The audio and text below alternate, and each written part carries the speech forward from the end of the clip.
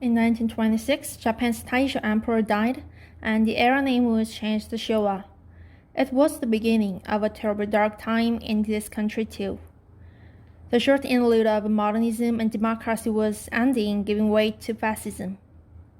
Aomami loved history as much as she loved sports. She rarely read fiction, but history books could keep her occupied for hours. What she liked about history was the way all its facts were linked with particular dates and places. She did not find it especially difficult to remember historical dates. Even if she did not learn them by rote memorization, once she grasped the relationship of an event to its time and to the events preceding and following it, the date would come to her automatically. In both middle school and high school, she had always gotten the top grade on history exams. It puzzled her to hear someone say he had trouble learning dates. How could something so simple be a problem for anyone? Aomame was her real name. Her grandfather on her father's side came from some little mountain town or village in Fukushima Prefecture, where there were supposedly a number of people who bore the name, written with exactly the same characters as the word for green peas, and pronounced with the same 4 syllables, Aomame. She had never been to the place, however. Her father had cut his ties with his family before her birth, just as her mother had done with her own family, so she had never met any of her grandparents. She didn't travel much, but on those rare occasions when she stayed in an unfamiliar city or town, she would always open the hotel's phone book to see if there were any Aomames in the area.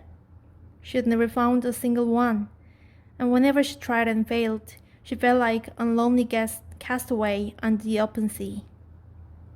Telling people her name was always a bother.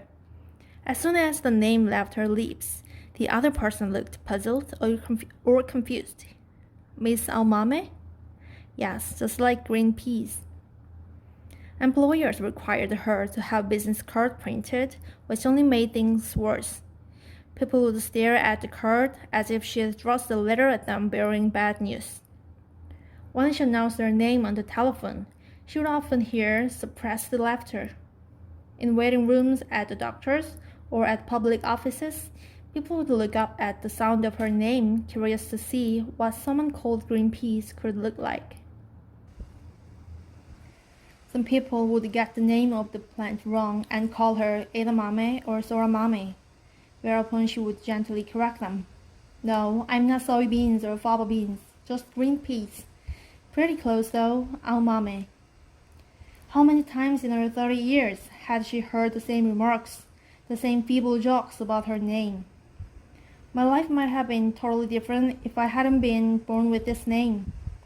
If I had had an ordinary name like Sato or Tanaka or Suzuki, I could have lived a slightly more relaxed life or looked at people with somewhat more forgiving eyes, perhaps.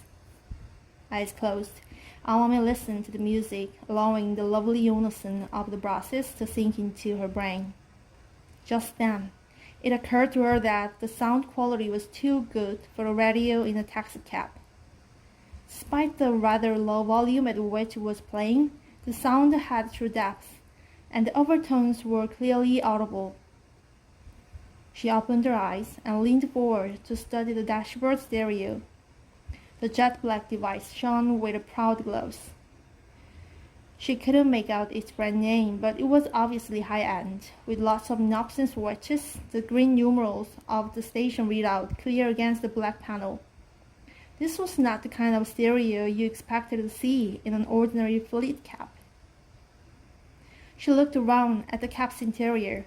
She had been too absorbed in her own thoughts to notice until now, but this was no ordinary taxi.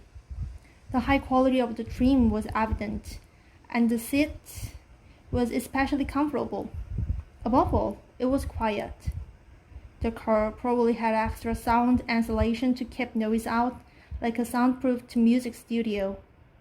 The driver probably owned his own cab. Many such owner drivers would spare no expense on the upkeep of their automobiles. Moving only her eyes, Aomame searched for the driver's registration card without success. This did not seem to be an illegal, unlicensed cab, though. It had a standard tax meter, which was taking off the proper fare, 1,150 yen so far.